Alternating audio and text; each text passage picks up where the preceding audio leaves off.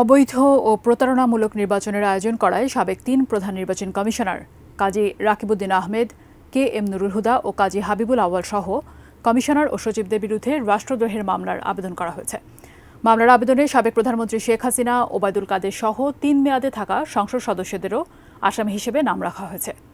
দুপুরে Chittagong metropolitan magistrate ৬ কাজী শরীফুল হকের আদালতে মামলার আবেদন করেন সাবেক বিএনপি নেতা একরামুল করিম।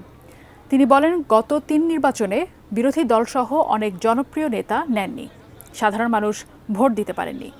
প্রশাসন ও আইনশৃঙ্খলা বাহিনী একপেশে আচরণ করেছে। বিপুল টাকা ব্যয়ে যে ৩টি নির্বাচন হয়েছে তাতে সংবিধানের খেলাপ করেছেন কমিশনার সহ প্রশাসনের কর্মকর্তারা।